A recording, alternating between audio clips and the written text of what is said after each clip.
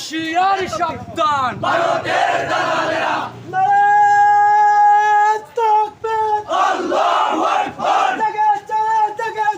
ছাত্র সমাজ জেগেছে জেগেছে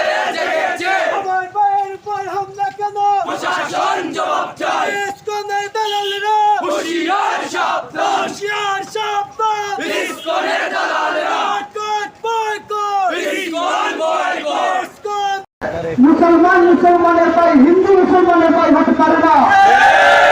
কোরআনে আসছে মুসলমানের বন্ধু তোমার বিধর্মী মুসলমানের বন্ধু হতে পারে না। আমি বলতে চাই যদি ওরা বলে ভারত হলো হিন্দুদের, আমি বলতে চাই ভারতের ইতিহাস পড়ে দেখো 782 বছর এই মুসলমানরাই ভারত শাসন করছে। আমি বলতে চাই ভারত হিন্দুদের হতে পারে না। এই ভারতের উগ্রবাদী দল ইসকনকে এই বাংলাদেশ থেকে বয়কট করতে হবে। সেখানেই ইসকন থাকবে, সেখানেই হবে আন্দোলন, সেখানেই ইসকন থাকবে। একটা করে ইসকনের কর্মীদেরকে সবাই করে এই মাটিতে তুলতে হবে। জীবনে হত্যা করেছে ইসকনের সন্ত্রাসীরা। আমি ইসকন নিয়ে যখন রিসার্চ করছিলাম তখন দেখলাম তারা মাত্র 58 বছর আগে প্রতিষ্ঠিত হয়েছে। তাদের প্রতিষ্ঠিত দেশ হচ্ছে আমেরিকা। তারা কোনো হিন্দু, আমাদের যারা সনাতনী সাধারণ হিন্দুরা রয়েছেন তাদের কোনো সংগঠন না, এটি তাদের একটি সম্পূর্ণ অন্য একটি সংগঠন এবং আমাদের সাধারণ সনাতন ভাইয়েরা অন্য আরেকটি। কিন্তু তারা ধর্মের নামে উপলব্ধি করাচ্ছে। যদি কেউ ধর্মের নামে উপলব্ধি করাতে চায়, আমরা তাদের উত্তরসূরি তারা কি হয়ে গেছে, আমরা তাদেরকে স্পষ্ট ভাষায় বলে দিতে চাই আমাদেরকে রক্তচক্ষু দেখাবেন না।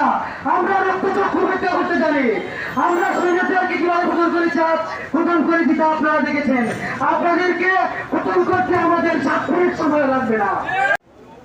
সংগ্রামী চট্টগ্রাম বাজারবাসী, আপনারা জানেন এই বাংলাদেশ হচ্ছে সম্প্রীতির বাংলাদেশ, এই বাংলাদেশ হচ্ছে ভ্রাতৃত্বের বাংলাদেশ, যা আমরা বিগত দিনে হিন্দুদের মন্দির পাহারা দেওয়ার মাধ্যমে তাদেরকে রাত জেগে নিরাপত্তা দেওয়ার মাধ্যমে দেখিয়ে দিয়েছি।